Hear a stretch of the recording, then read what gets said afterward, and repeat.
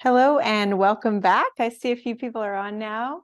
Welcome to our next cooking session with the Fine Fit Catering. Thank you all for being here.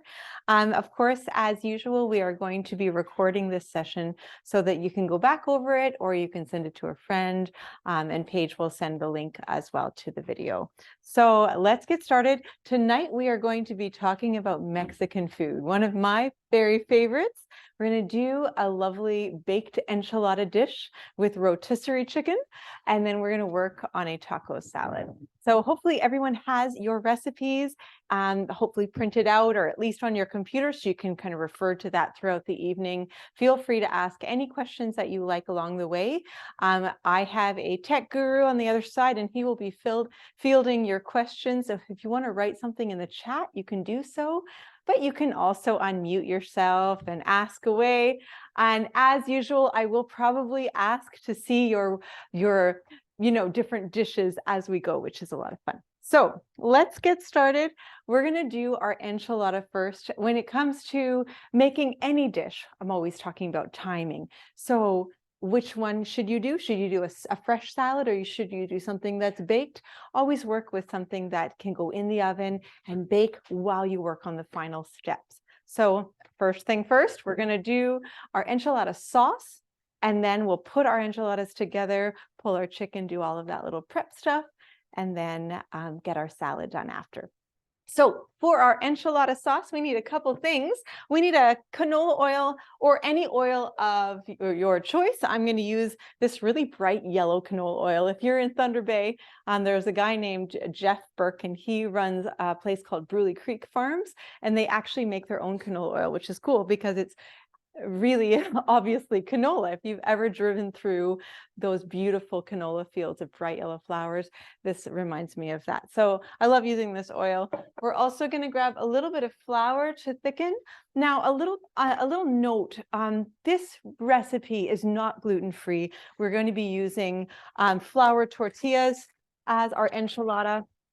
So it's already not gluten-free. However, if you choose to use corn tortillas for your enchiladas and you would like to make it gluten-free, instead of thickening this sauce with flour, I'll give you an alternative later on to thicken with cornstarch. It's a different process altogether, so I'll mention it later on, but we're going to base our sauce right now on the flour recipe.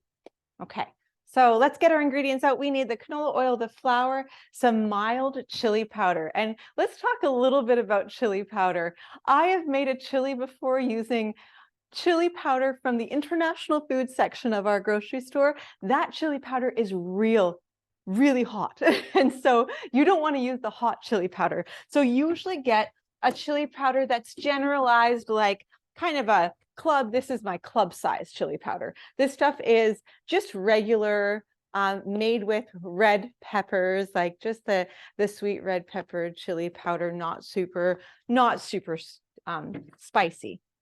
So I'm going to use that plain chili powder. Even so, it does call for a 1/4 cup. If you're a little bit nervous about how much chili powder is in this recipe, lighten it up a little bit. And then when you taste test it, you can add a bit later. So I'm going to take a small pot. I like this one because it's pretty small, but it's a little bit heavy too. So get your small pot in the stove, get your 2 tablespoons of canola oil. Now you can measure this or you can eyeball it. I prefer to eyeball it. So I go it looks about 1 tablespoon, 2 tablespoons. There you go. We're going to use garlic, onion, and cumin powder. So let's get all of our different spices in out as well. So like a nice garlic powder, onion powder, and cumin. If you don't have cumin, you can also use garam masala or curry. It has a similar kind of flavor, just lighten up on that particular spice. We're also going to have some brown sugar, some water, and a can of crushed tomato. So let me show you what I have.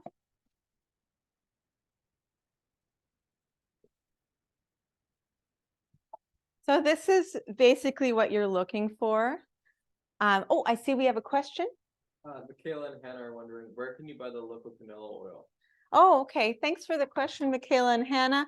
This local canola oil, where did I put it? Right here. This stuff here, you can get at the farmer's market. There is like a market store when you walk in on Saturday at the farmer's market, but you can also find this at Goods & Co. And Goods & Co is like a fun place on Red River to check out. It's got all sorts of little shops. So go in there as well and see what you can find. The guy that sells the canola oil, Bruley Creek Farms, also sells local stone ground flour. So you might be interested in getting a little bit of both. Okay, let's get this thing going. So we are going to turn on our heat and get this sauce going. So I'm going to turn this on to about a medium. Now, what we're making right now is called a roux. It's something that you would use to thicken up a sauce. So a roux is half flour, half oil or butter. We're going to use oil because butter is not a very common ingredient in Mexican cooking. Oftentimes we just use the oil. We're also going to get our spices going. So if you want to get a little spoon out, you can measure it carefully, or you can approximate, whichever one you want.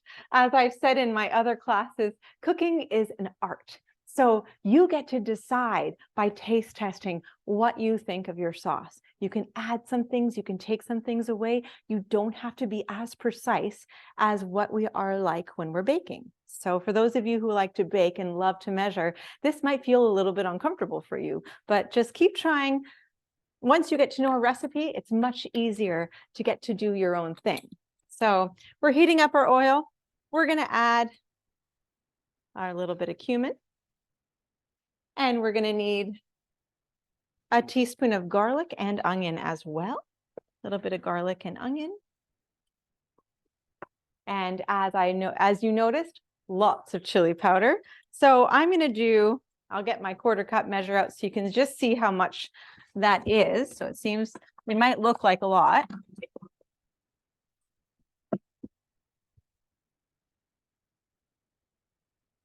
But I would say don't worry so much because the word enchilada literally means with chili, enchilada. So it is a very important ingredient in this particular recipe. So I've got a 1/4 cup, a little shy of a 1/4 cup in here. And then, of course, our 2 tablespoons of flour.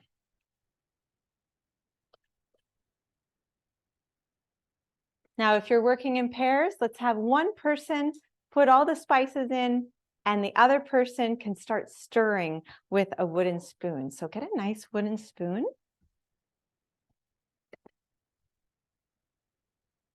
And we are going to create a bit of a paste with this mixture. So we want a little bit more oil, pour a little bit more oil in until you create a paste of the flour and spice mixture.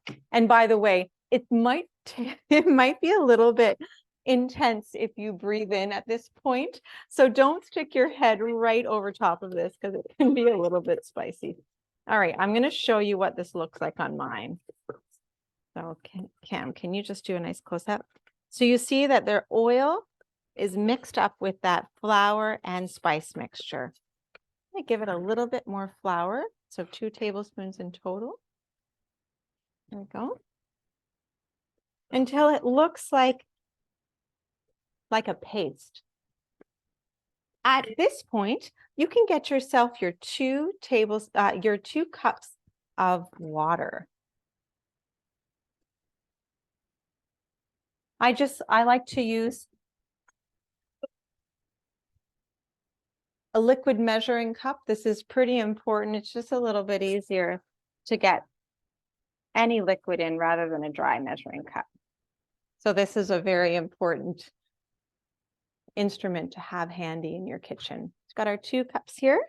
When you add your water, it's going to start to thicken. Your temperature is about a medium. You're stirring around your flour and your spices. Make sure it's kind of pasty, not too liquidy, not too thick. Okay. Now start adding your water a little bit at a time and keep stirring with your wooden spoon. You'll find it's going to start thickening pretty quick. The reason I don't add all the water at one time is it's much easier to get a smooth consistency if you just add a little bit at a time, stir till it's smooth, then add a bit more. Now, Cam, is it possible to show a close-up? I don't know if it, like this here. I can move it over to you if you'd like. There, so you're seeing this texture right here.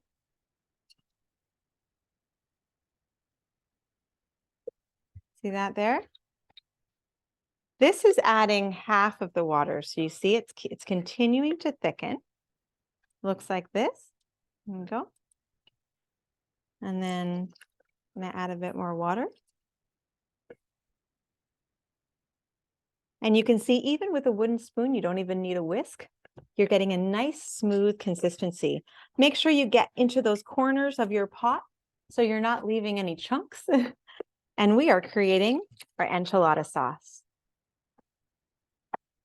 Once you've added all your water, make sure your temperature is about a medium low. You don't want it to start to stick on the bottom because flour, of course, a flour thickened product is going to burn much faster than just, a liquid. So keep an eye on this. So we're going to watch it for a little bit as it comes back to a boil. And in the meantime, let's get a little bit of this tomato paste or this tomato crush. Now, I did say 1 can, which is probably confusing because cans come in many sizes. We don't need this much tomato paste. I'm probably going to use about half of this. So about 14 ounces or a little bit less than, about 1.5 cups of this tomato. What I would like to say is add tomato to your taste. So you might really like the taste of tomato and you want to make it really tomatoey, or you might want to avoid very much tomato flavor. The only other thing we are going to add now is our seasoning. So salt, pepper, and sugar. Now, sugar, you might wonder, like, why is sugar considered a seasoning? Sugar will balance out the flavors in your dish. So flavors that come from our tomato, from our chili, from our cumin, and the other spices. So we want to balance everything out and make it taste great. So get yourself some brown sugar. If you can't find brown, it's really hard to find brown sugar in the grocery stores these days. I'm not sure why. There might be a shortage at the factories. So white sugar will do just fine. And let's open our can of tomato paste.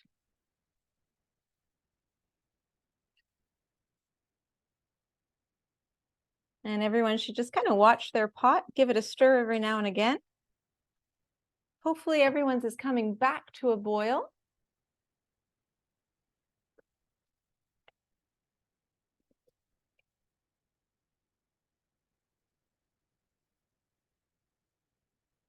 There we go. If at this point you want to take your wooden spoon and switch it for a whisk, you can be sure that you're not going to have any lumps if you whisk it up nicely. So I'm going to switch it up for this whisk here. I'm going to keep my wooden spoon handy just in case I need it later on. But for the most part, I'll be using my whisk to get a nice smooth mixture. Now, if you are standing right next to your pot, you can get away with turning it up a little bit. So I'm going to turn mine to like a medium high. Just bring that to a boil. Now, how are we doing over there? How's your texture going?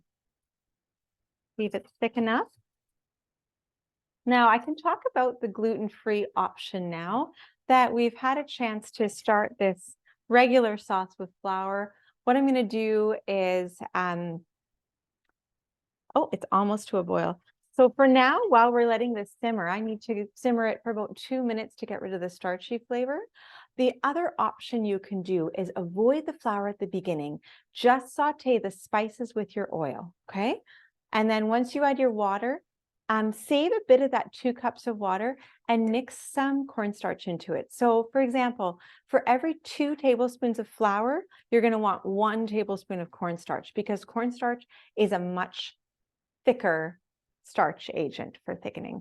So Take a look at this. This is how thick my mixture is. If you're looking at yours and going, oh, mine is too thin, you could probably get away with adding a little bit more flour and oil mixed together.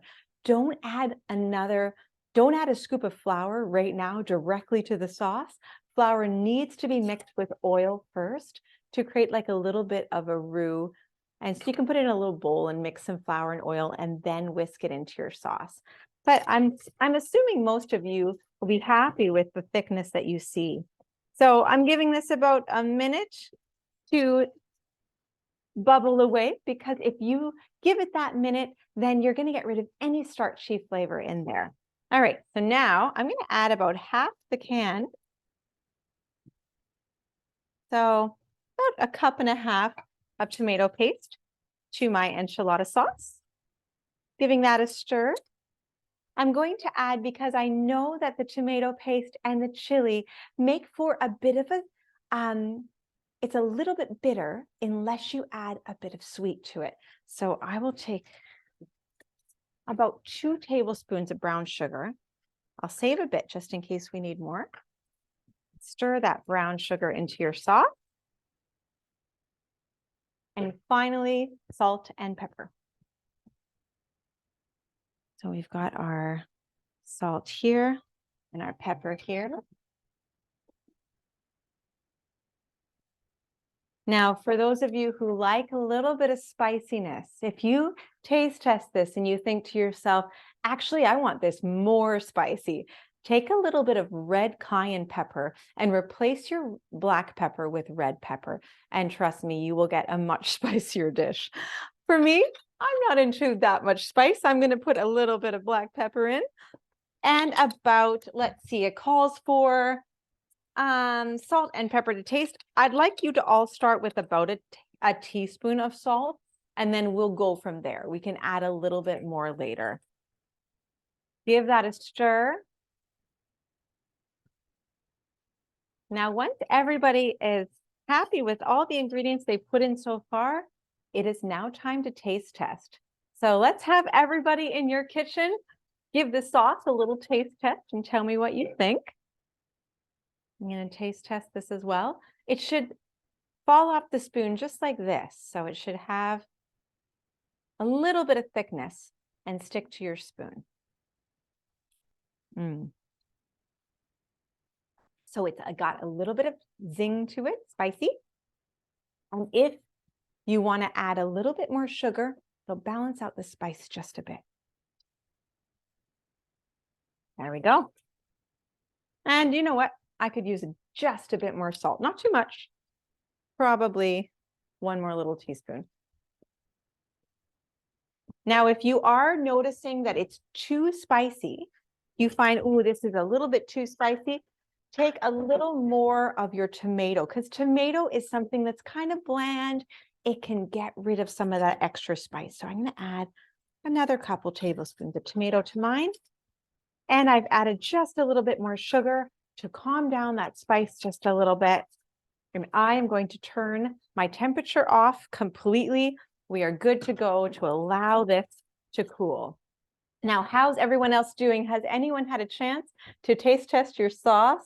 Are you happy with it? Do you have any other suggestions that you would want to add to your enchilada sauce before we carry on? Throw some things up in the chat, or you can unmute yourself. I'm going to put my spices away. And I also don't want to jump ahead of anybody. So if anyone wants a little bit more time to finish up your sauce before we go on to our next step, please let me know, because I don't want to be too rushed in this class. Okay, so I'm going to put these spices away.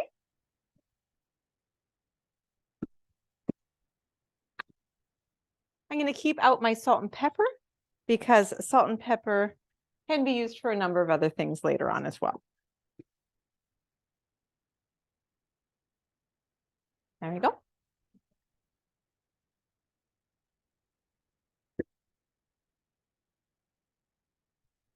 Now we're going to talk about some of the other things that we're going to put into our enchiladas. We've got a few exciting things I think you'll be happy with.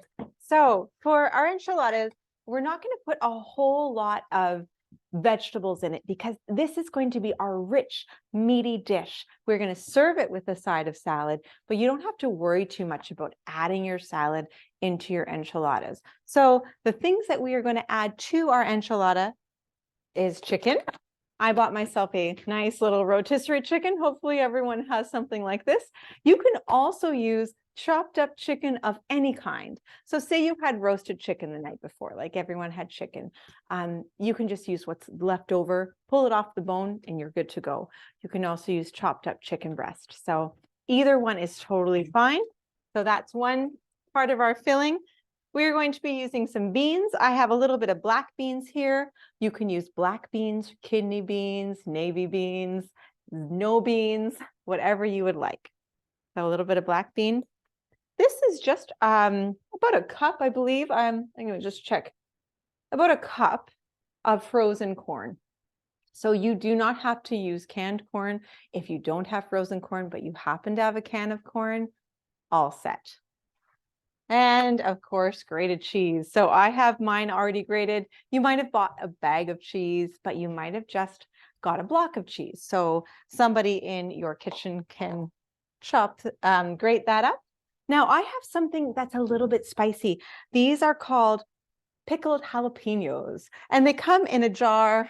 I mean, I buy them in a very large jar because I'm a caterer. You do not have to do this, but if you want to get a giant jar of pickled jalapenos, you can get these at the wholesale club, and they sell all sorts of giant things, which is really fun if you have lots of room in your fridge.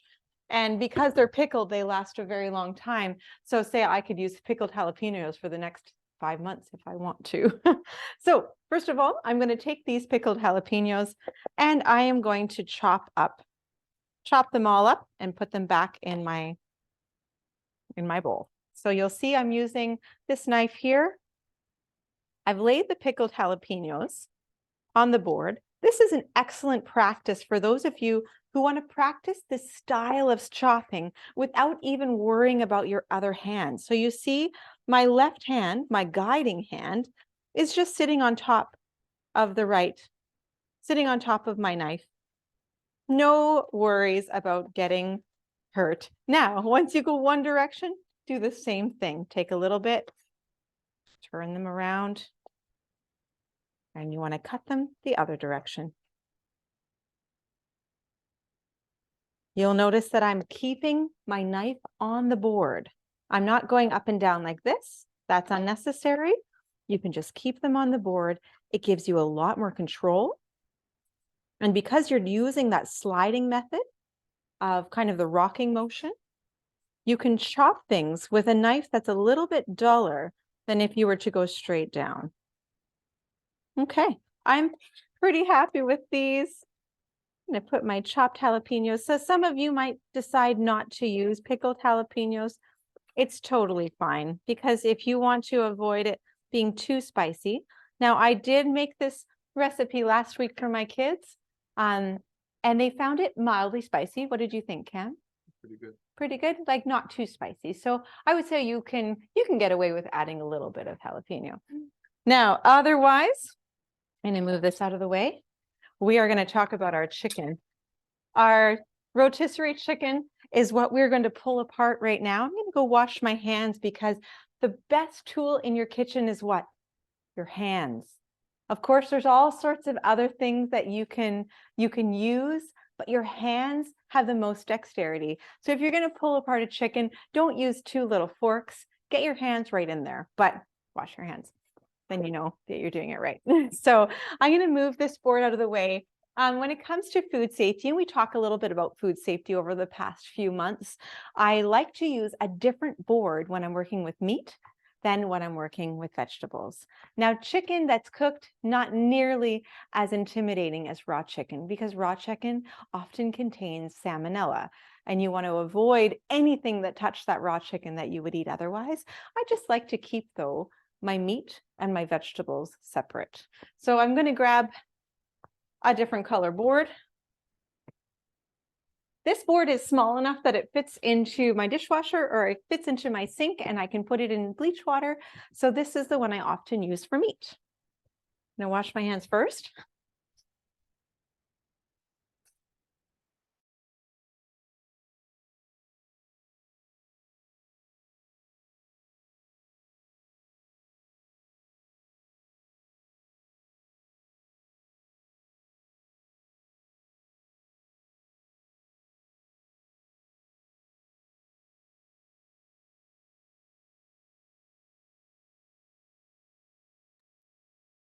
So I washed my hands and I went and found another bowl to put my chicken in.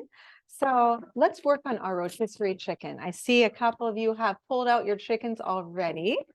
So what I'm going to do, get this guy, put it on the board. And if you can, Cam, can you show a close-up of the actual chicken? There we go. All right.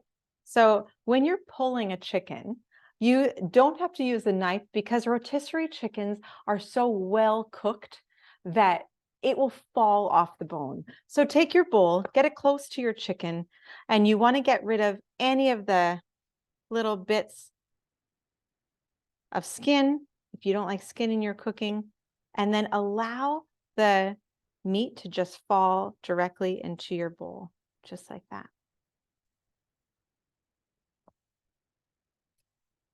Now the bones, I am going to hold on to those because for me, I really like to add to a soup, for example, by making a stock, add that extra flavor to the soup. So this one chicken, I'm going to save all my bones in the little carton here.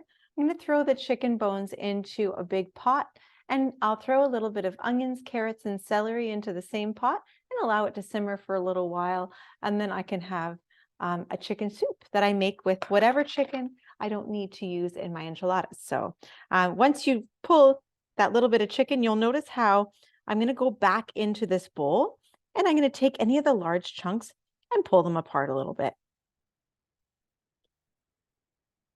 And this would be considered a pulled chicken. You can leave some of the pieces large if you would like to. I'm going to pull off the skin first. Let the meat drop right into your bowl. This is, I would say, the cleanest way to go about this. And then, of course, all the larger pieces, pull apart just a few times. They don't need to be.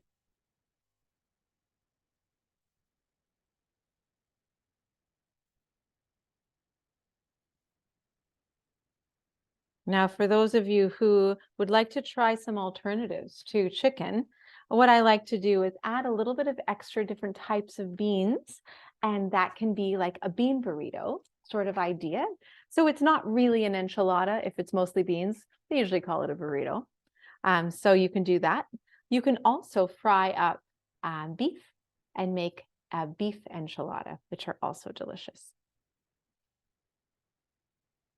Make sure you can get all those little bones out. There's some small bones here that are easy to miss. And so taking the chicken with your fingers and pulling it apart rather than using a tool will help you catch all of these little bones.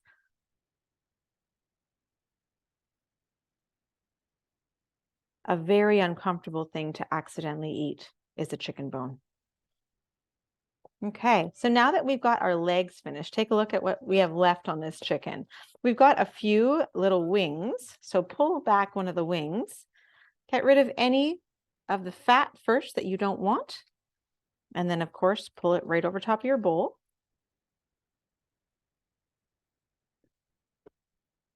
Now, some of you might be like, I like the feeling of greasy chicken in my hands. And some of you might think this is the worst. I hate this feeling. So if that is the case for you, you can get these little gloves that you would use to work with things you don't want to touch. I use those kitchen gloves sometimes when I'm working with a lot of meat at one time. And so you can get those little silicone gloves and they protect your hands from the extra grease.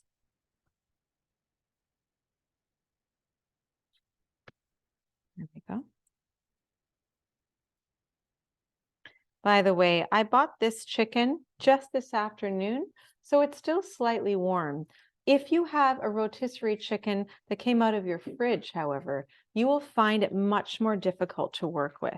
So my suggestion when you make this recipe is get your chicken, the day that you purchase your chicken, pull it apart before you store the chicken in your fridge. So it could be like the first thing that you do when you're putting your stuff away from the groceries into your fridge. All right, I am almost done here. I still have some little bits of chicken. So you'll see all of this chicken's going to go into the enchiladas, and all of the bones are going to go into a lovely stock so that there is no waste on this entire little chicken. There we go.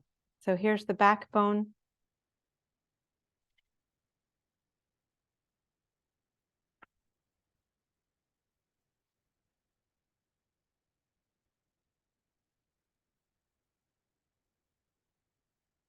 Remember, inside these bones is something called collagen. And so it is quite healthy for you if you simmer the bones and get a little bit of that collagen out. And you get to eat that in your stock. It's also a lot cheaper than having to go purchase stock for recipes, because you're using things that you already have. Okay, so make sure to keep this container. You can close it back up with your bones inside. Get your bowl of chicken. And then I am now going to get my board, put in the sink, and wash my hands again. I will be right back.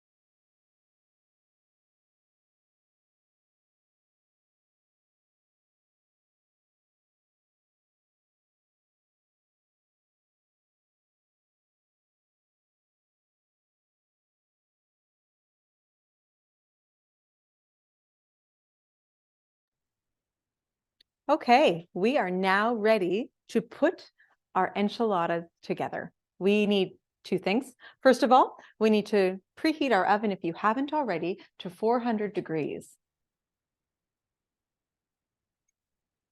I'm going to put mine on convection.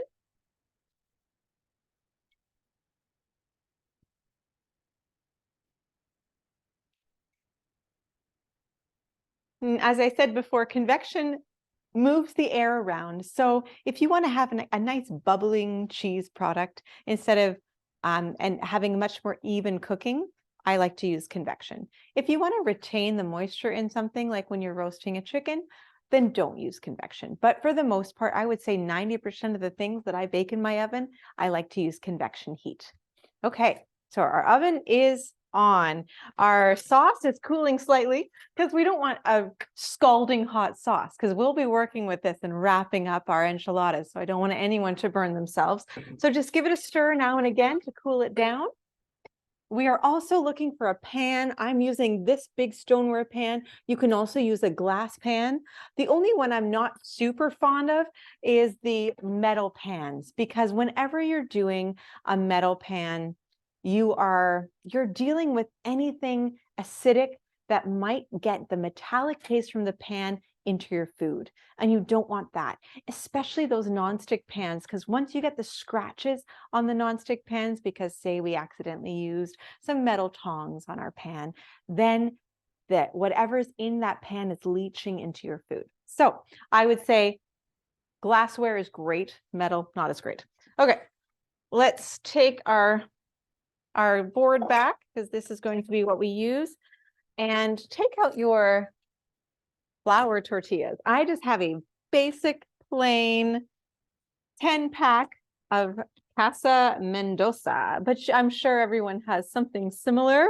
And we are going to start putting our chickens together. By the way, is there anybody that would like me to kind of recap over what we've done, or want me to slow down so we can all be doing this chicken rolling process together? Are we all good to go? See, we have a little bit of chicken getting pulled over there. Yeah, I think we're okay.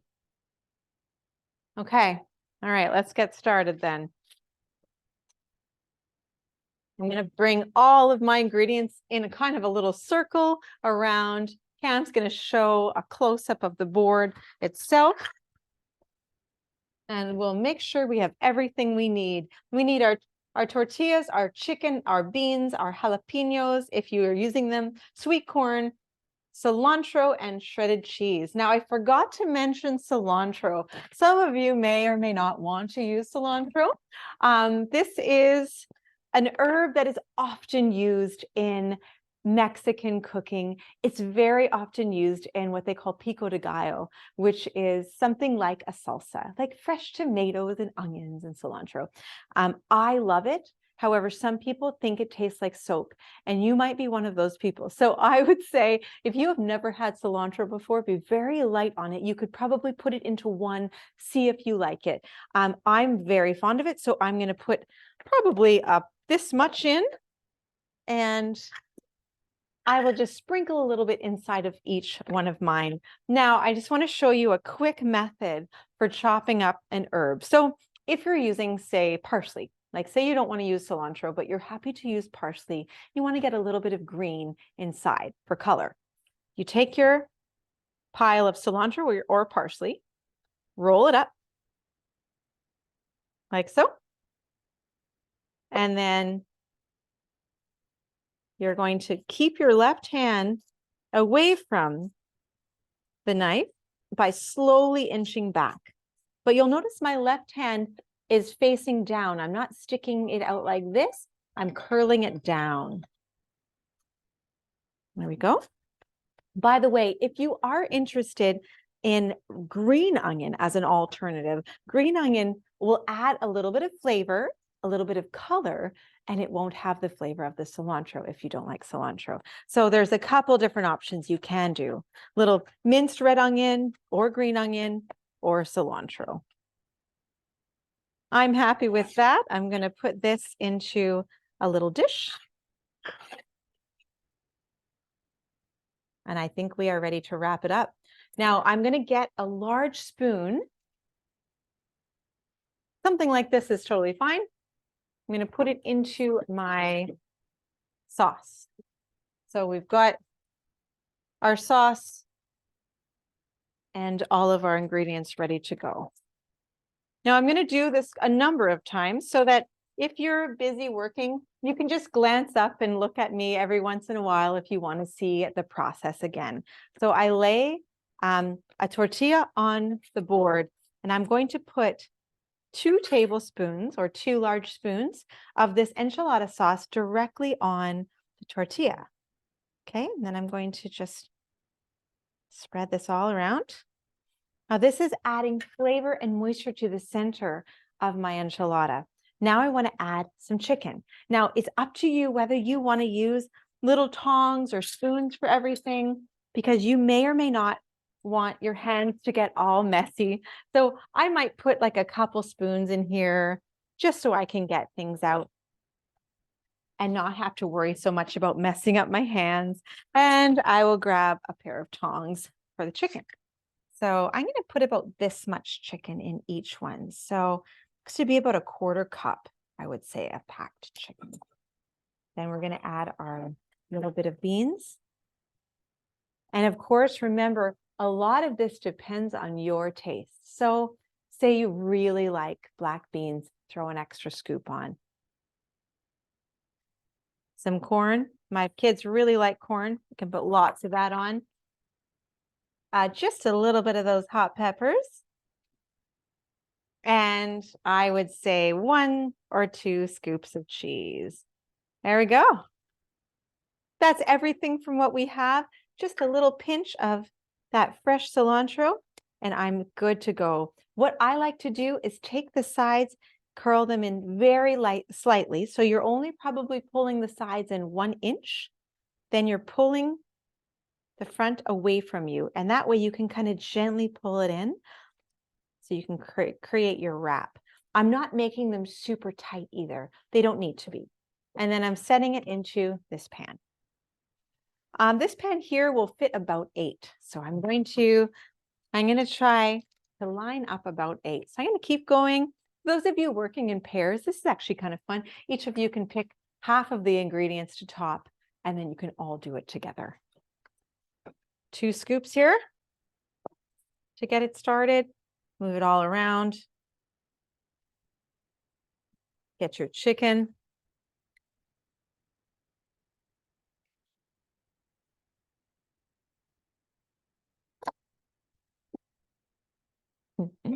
Scoop of black beans here.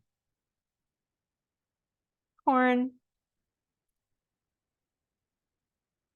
Peppers, because I love my peppers.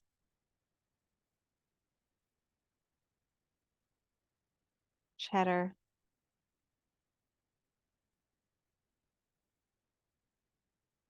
And cilantro.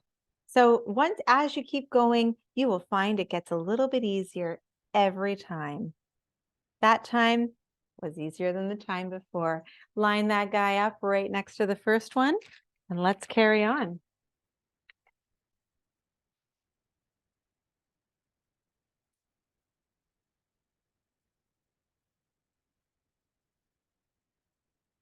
Now, if anybody has any questions or suggestions, actually, let me know, because there are more than one way to make an enchilada.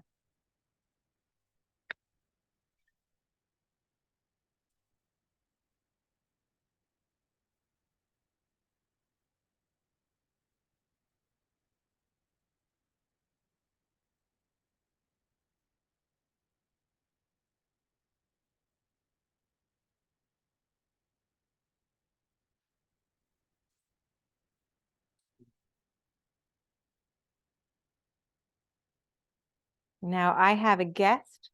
My son is almost 15 years old, and he's going to come around and do a little demo because he's been watching me, so he'd like to try it himself. So he's going to go wash his hands and then come around and do one as well. Mm. Mm. Just like this. Gonna do that nice sauce on the first, little bit of chicken.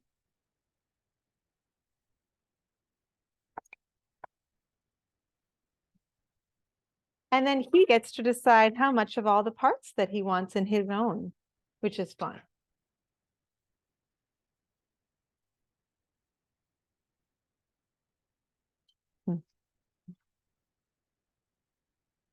Not for the one. Now Cameron is usually behind the camera, so this will be fun for him. So Cameron, you come ahead, help yourself to the different things.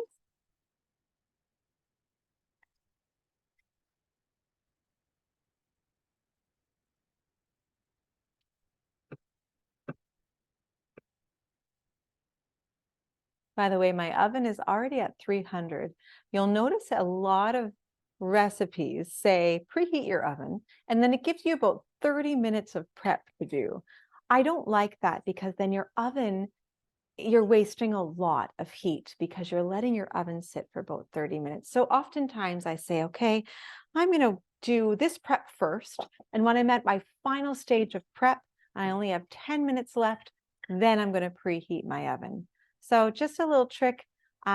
Of course, just try not to forget to preheat it in the first place, because when we put these puppies into the oven, we want it to already be at 400.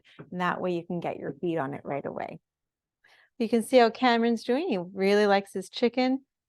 And it doesn't look like he put any, oh good. He's putting a few hot peppers in, because he's very brave, very brave. What about cilantro, Cam? Just a little touch? All right. Now show me your rolling technique. Mm-hmm. Oh, he is choosing to roll it toward himself. A little trick he learned. There you go. And then Cameron is going to remember which one he did. 1, 2, 3, 4, 5 in. All right. Thank you, Cam. He's going to go back behind the camera now. And you'll notice that this pan looks pretty tight with only 1, 2, 3, 4, 5. So if you find that this is happening with yours and you're like, oh, you know what, I think I should do 2 pans, then take your first pan, keep it as 5, And then get one more pan out, because an oven usually fits 2 smaller pans or 1 cookie sheet. So you can get away with 2 smaller pans facing the other direction, go for it. That way you're not overcrowding your pan. So I'm going to do 5 on the first side, just so Cameron can get his at the end. And then I'm going to do 3 more in my second pan. I see that I have quite a bit of all of my ingredients left, so I'm happy to do those last 3. So our sauce in the middle, chicken next, a little bit of black beans, not too much.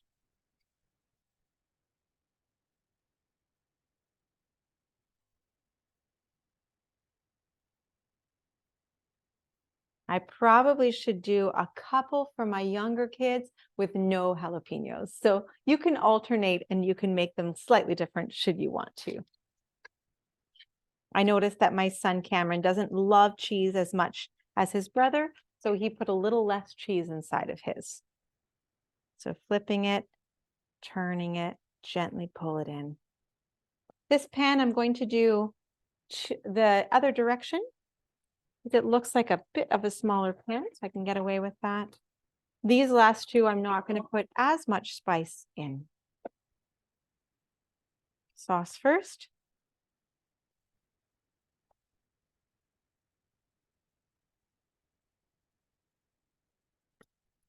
And just a touch of black beans were low. And of course, as you go, you'll notice, oh, you might run out of something or other, and that's okay. I'm going to stick with just the beans and chicken and corn and cheese on these ones. This one will be an excellent end piece. And then we'll do our last one. So I'm at number 8. So hopefully everyone's doing okay with their enchiladas. Our last one, I'm going to do all of the chicken. So in my estimation, 1 rotisserie chicken makes a good 8 enchiladas. Now, for those of you who are thinking, how on earth are we going to eat all 8 of these enchiladas? There's a reason why I did 2 pans. One of these pans, we're going to feed my family tonight. Another pan, I can just freeze. So the second pan, you don't have to use something like a heavy pan. You could use something like a freezer pan. At the dollar store, you can get those little aluminum trays. So just fit them into an aluminum tray, get your sauce on top, your cheese on top, and then just toss it in your freezer, all set to go. So I think for my second pan, I am sort of changing my mind as I speak. I do have a nice glass dish that I think would work really well as a potential freezer dish. I'm going to grab that. The reason I say that is because this dish happens to have a lid. And so if you do have a dish with a lid, you might be better off switching your enchiladas around a little bit and putting a couple away for the freezer. So I've got my 3 freezer ones ready to go. And then I'm going to finish up my last one for baking.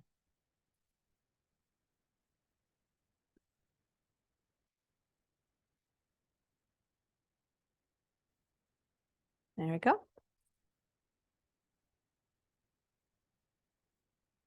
You'll hear my oven is ready to go. So I'm going to show you the last step. Here is our pan. We've got 5 enchiladas in it. 1 is a special one made for Cam. 2 have no spice. So hopefully we'll remember that when we take it out of the oven. Now, our next step is to just take 1 spoon of this enchilada sauce, and each gets 1 spoon on top. Now, an enchilada, so it means baked. It means with chili, of course, enchilada, is also always a baked dish. If it wasn't a baked dish, they would call it a fajita. So a fajita is similar to this, but uses more peppers, and the flour tortillas are usually grilled or toasted and then wrapped around those seared peppers and chicken. Whereas an enchilada is not toasted separately, but baked all together. So we've got our sauce here. And finally, I'm going to add a little bit of extra cheese to the top. Now it's totally up to you how much you put on. I'm going to keep it on the low side because of course there's cheese in the middle. And I'll use some of this cheese for our taco salad. So that, my friends, is sort of where we're at with our enchilada. I'm going to toss this in my oven. And while this bakes, we're going to talk about our taco salad. So I hope everyone's doing well on your enchiladas and it's ready to go in your oven. Give me a little thumbs up in the chat if you are ready to move on to our salad course. In the meantime, I'm just going to mute myself so you don't hear all the clunking and clattering around.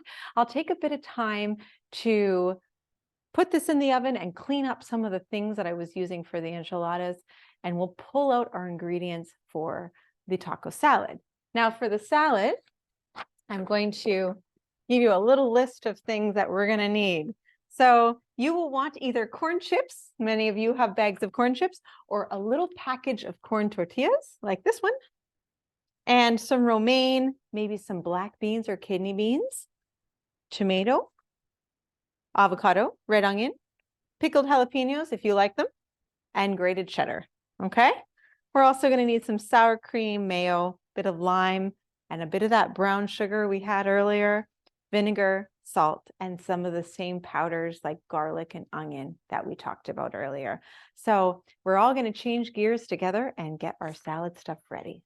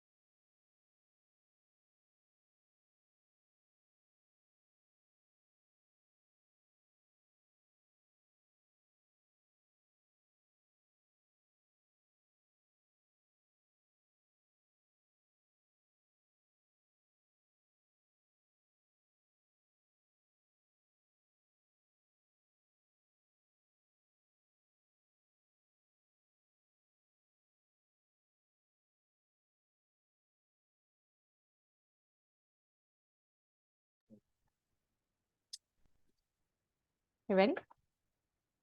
Okay, so I am back. I've got all my ingredients ready for salad. How are we doing over there? Pretty good? I see a couple people have their mayo out and it's all set to go. Good. We are going to start with our taco salad, kind of a dressing for it. We've got a little bit of sour cream.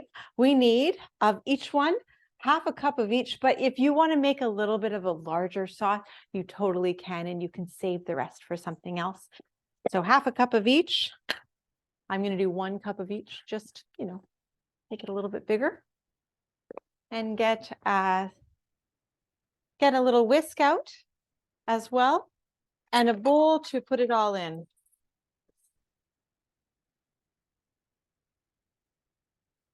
And remember what I said earlier, it can be very annoying to measure perfectly half a cup, especially of something messy like mayo and sour cream. So say you want to do half a cup. I'll go back to half a cup just to make it easier for everyone. I'm just going to approximate half a cup of sour cream and half a cup of mayo.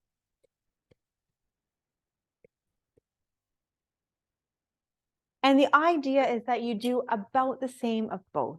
You don't have to be super specific about it.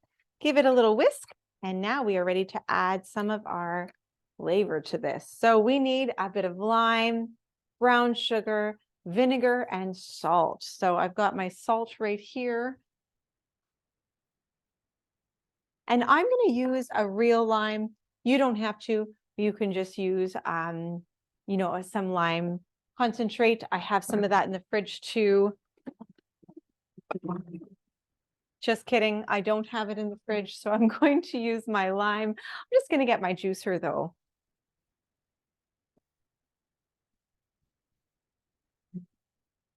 I got this little guy from the grocery store, from the superstore actually, and it's the OXO brand. I find it really helpful because on the side, it tells you exactly how many milliliters. So for example, if your dressing calls for 1 lime or 3 tablespoons, you can use either. You can use this little thing and fill it up to the 3 tablespoon line as well. So I'm just going to get that lime going. One of the other things that you can do, by the way, before you do anything else, is give it a quick zest. I have a zester here. I'm going to get my lime, just a bit of zest in there. So it's a bit like a lime crema, right? Get that little bit of lime flavor in there, whisk it up. And when I zest, you see I'm just very lightly. You don't want to take any of the stuff underneath that bits of green. It gets pretty bitter because then you're working with the pith. Okay. 1 lime, depending on the size, will get you about 3 tablespoons. Or maybe 2 if it's a small lime.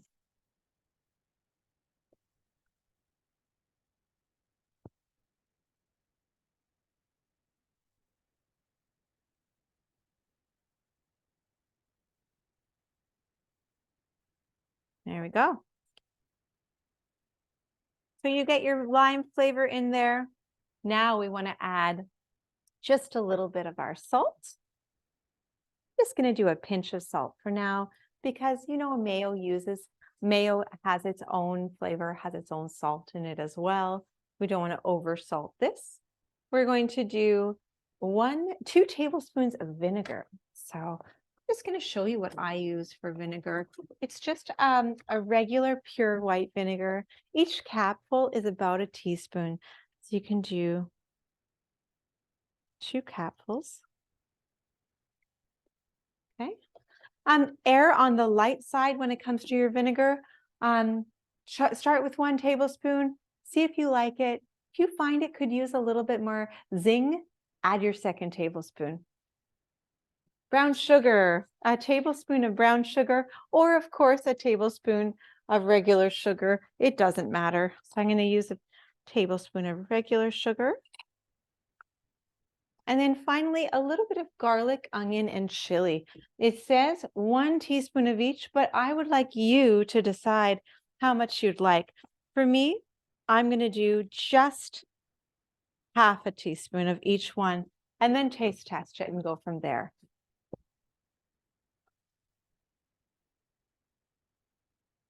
half a teaspoon of each.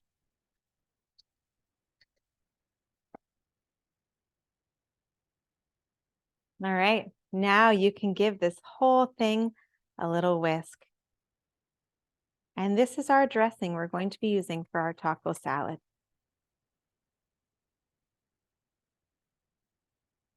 You'll see I wrote in the ingredients and in the recipe method, allow these flavors to sit and develop. And that just means give them a little bit of time. Sometimes when you taste something, it tastes different when you first taste it than after about a day. In fact, spices tend to get a little bit hotter the second day. So if you make it chili and it's pretty spicy the first day, it's going to be even more spicy the second day. So be aware of that. Okay, so I'm going to take a little bit here. Yeah, that's really good. Okay, I'm happy with my flavors here. I'm not going to add anything else, and I will just allow this to sit over here for a few minutes while we get our fresh ingredients ready to go. So take a minute to put away your sour cream and your mayo back in the fridge.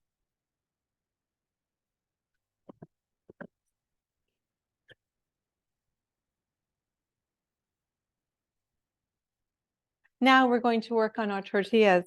Now, I'm not sure if any of you were able to find corn tortillas where you are. I did purchase it just in case anyone was interested in knowing the process. Corn tortillas are gluten-free. They are not the same texture as the flour tortilla, often used in chips or those hard tacos. So many of you have probably had these tortillas, but shaped like this, right? As a taco. So this looks very much like one of those tacos. So what I'm going to do is take this, get a frying pan out, give it a drizzle of that canola oil we were talking about, and we are just going to toast these tortillas. We're going to make tortilla crisps. Mostly because it's a lot of fun to make your own crisps. Because honestly, you can use both. You can use the already done chips if you would like. I'm going to do about half of a package. And I'm going to stack them all on top of one another. You don't have to cut them all at the same, all separately. That's not really necessary. Just stack them on top. Cut them into long strips about 1 inch wide. And then take each one and cut them in half. So turn them around, cut them in half. So these are our little tortilla strips that we will be working with on the frying pan. Now you can use a pair of tongs if you want to stir it around once in a while. I'm also, I think I'll just use probably a wooden spoon to stir my crisps around while we work on the rest of our salad. So once my oil is quite warm, I'm going to lay these crisps right in the pan.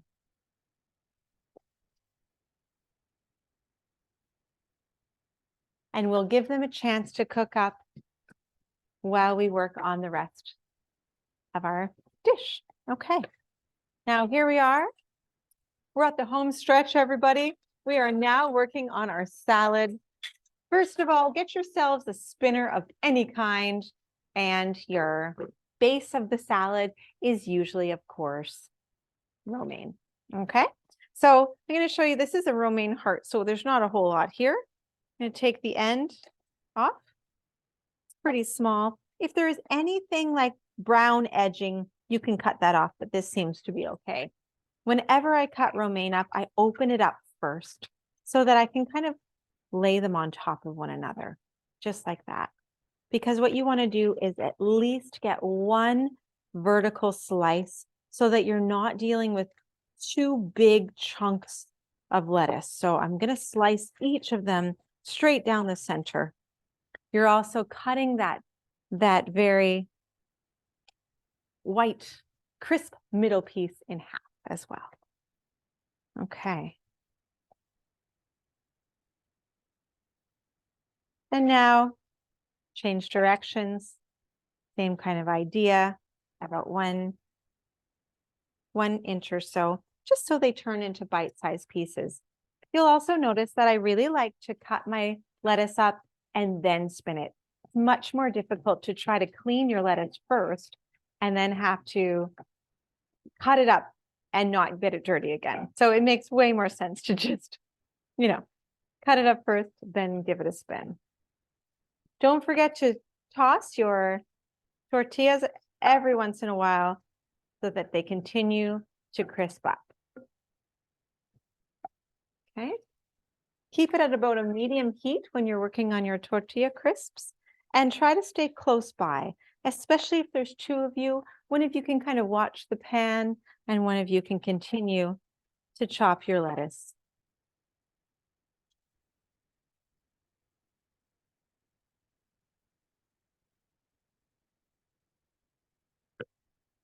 I'm going to go rinse this lettuce and give it a spin, and I'll be right back.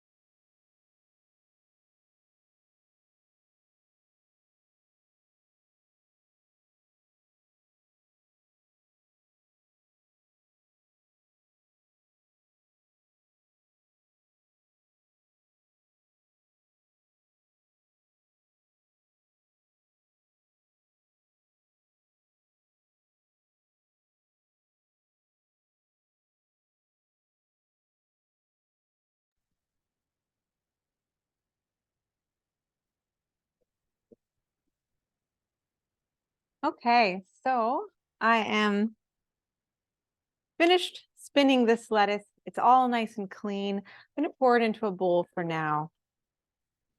This is the bowl that I'm going to use to toss everything together. And now we can just add the other vegetables that you enjoy in a salad. Of course, this will depend on you.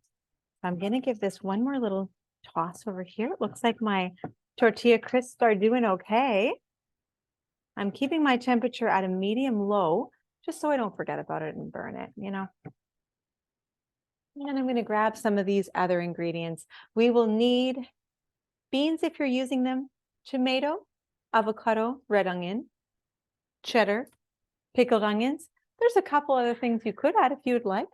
I love yellow peppers, red peppers, yellow peppers, green peppers. I love all peppers. So I'm just going to put a little bit of yellow pepper into this particular one. I'm going to use a few of these lovely little grape tomatoes.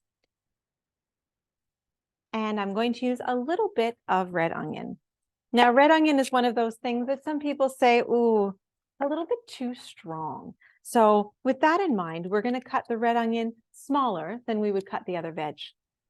If you've ever had a Greek salad with giant chunks of red onion that you didn't appreciate, you know what I mean. Like sometimes the red onion is just too big for the dish. So we'll start with our pepper. You'll notice I'm slicing my pepper with the skin side down. If the skin side is up and you're not using a perfectly sharp knife, you might notice that your knife slips a little bit on the skin. That can be an accident waiting to happen. So start with the skin side down just to make sure. Now turn, and you're going to cut these into kind of a medium dice. It doesn't have to be too small, because we want these to look about the same as these little grape tomatoes cut in half. So you can see I'm cutting these into pieces about the same size as my peppers. Remember, because we're doing a salad, there is so much flexibility, so much freedom that you have right now to choose your own vegetables to go in here and to choose the size you would like them. I'm going to cut my onion much smaller. I'm going to show you a technique that I have probably demonstrated in the past. You take your knife you're going to cut one horizontal slice on the onion, okay? Then use the tip of your knife, cut a few vertical slices, but I'm not actually getting to the end of the onion so the onion stays together. Now, finally, take your tip, keep it on the board, and now I'm going to do that slide technique and see how my left hand is still in that claw. There we go. And then that way, the onions create about a small dice. So we've got medium dice on the other two veg, small dice on the onion. And then we'll throw in a little bit of that cilantro. I had a bit of cilantro left. I think it tastes wonderful. I put it into my salad. I'm going to add these vegetables as well to the salad.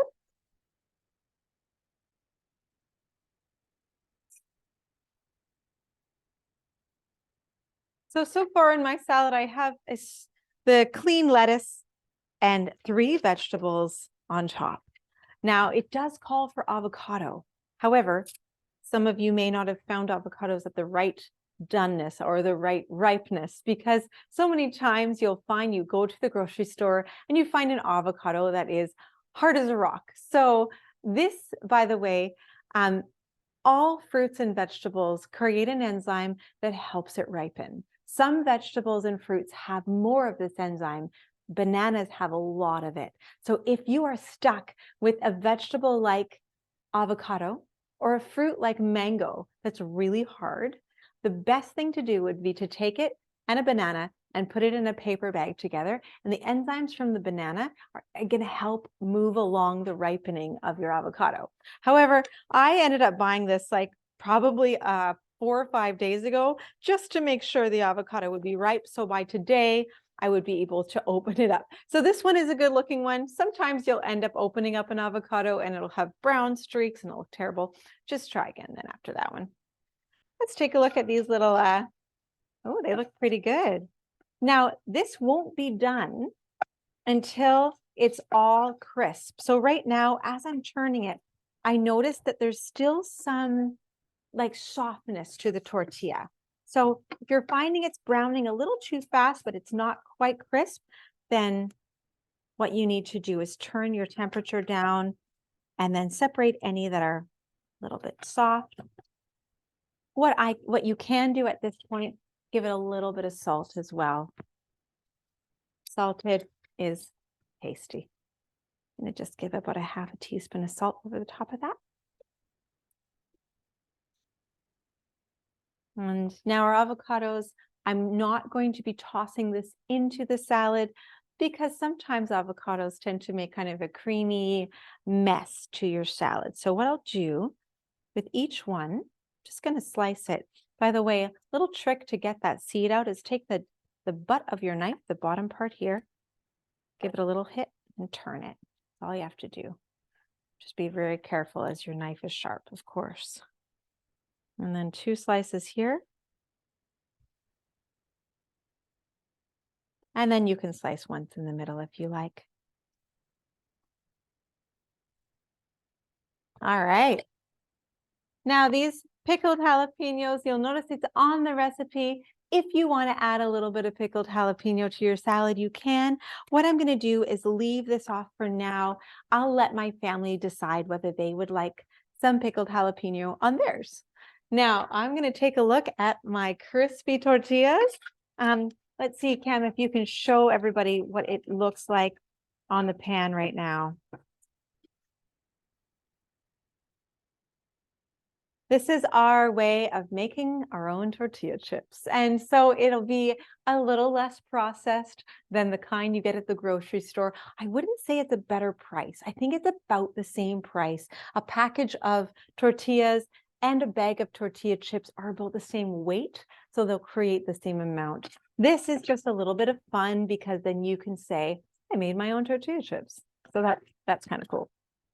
All right, so what I'm going to do first while I'm waiting, I think we have about 5 minutes left on the enchilada because I put mine in for about 30 minutes. So 30 minutes is plenty of time at 400 to melt your cheese, make it bubbly and brown, and bring everything back to temperature.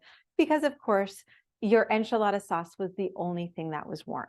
So I've got about 5 minutes left on my 30-minute timer. So what we're going to do to finish up our class today is to toss our salad and top it with the various things that make it wonderful and taco-y.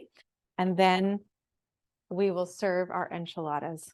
So I'm going to move some of my stuff over, get it out of the way.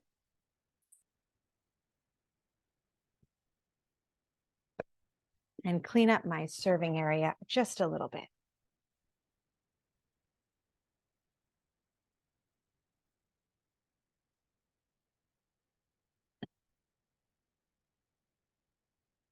I'm going to show you what the taco salad would be if you were to serve it family style. So many of you are families that would like to eat everything at the table. So instead of having to individually serve each little salad, it's a lot of fun to just put it all in one big bowl. I found this bowl in my cupboard. It looks kind of Mexican. This will do as my serving bowl. Get yourself a pair of tongs.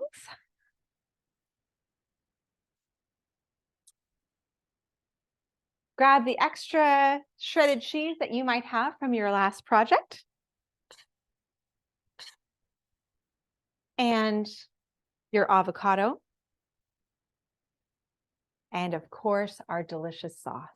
And we are ready now to bring it all together. So here's our sauce here. Now you can decide, say you used a smaller amount of romaine than a full head. You might not want to use all this sauce. So what I would suggest is toss it around a little bit, decide what you're going to do.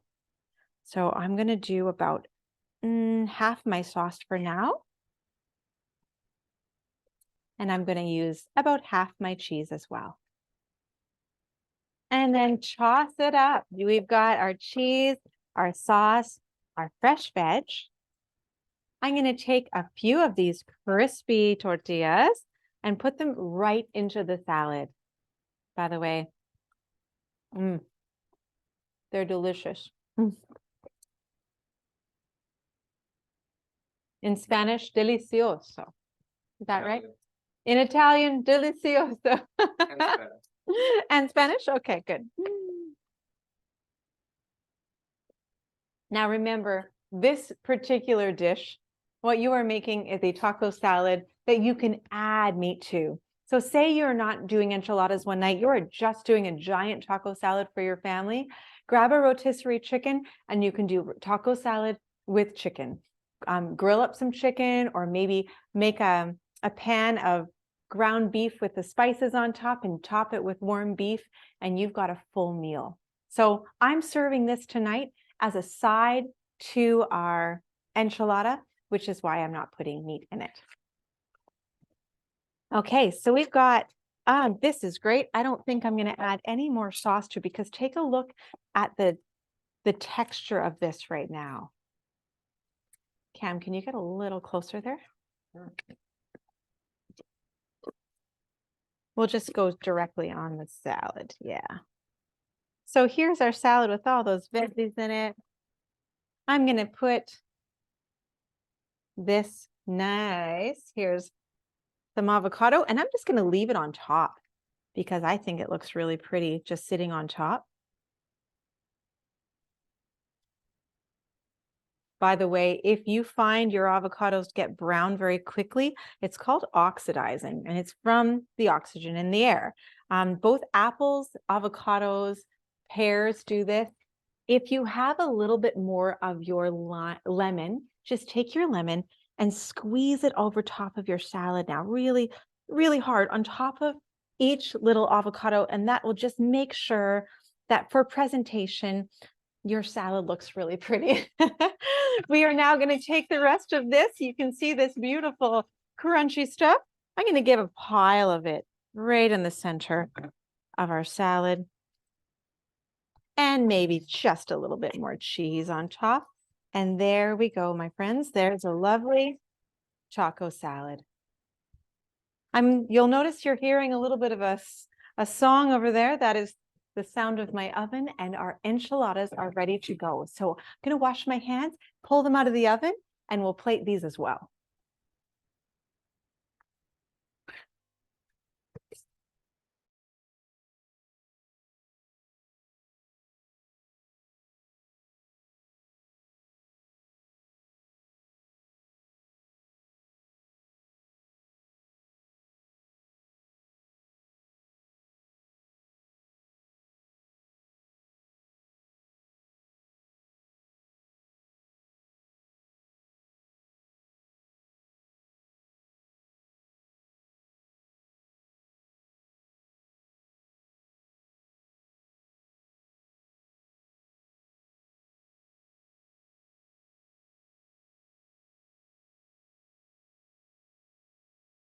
Yes, go.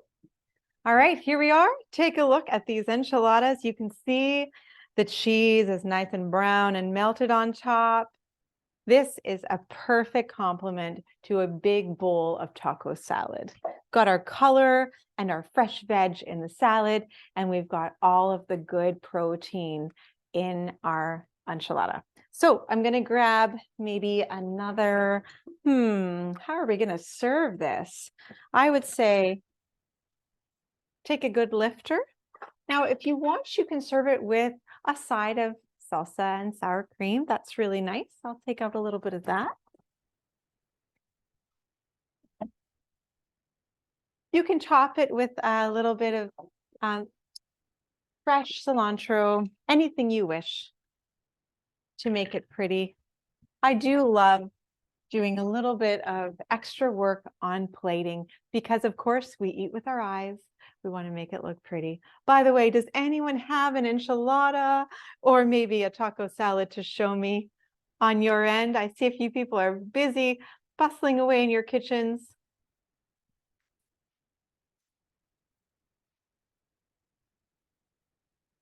Oh, I see someone's walking me over to, oh, that's beautiful. I like the blue pan too. Yeah, and I see Lena and Kyle. Thank you. Thanks for showing me your art. Because remember, cooking is a bit of our own art as well, isn't it? Okay, so I'm taking one of these beautiful ones out on a dish. Let's put a bit of sour cream on the side. A little bit of salsa, make it pretty.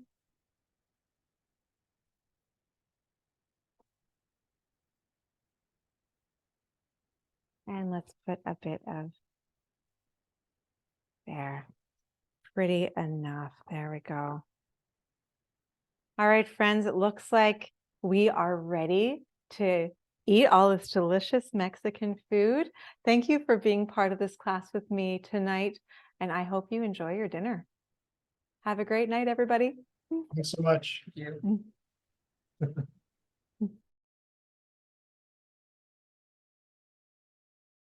Thank you.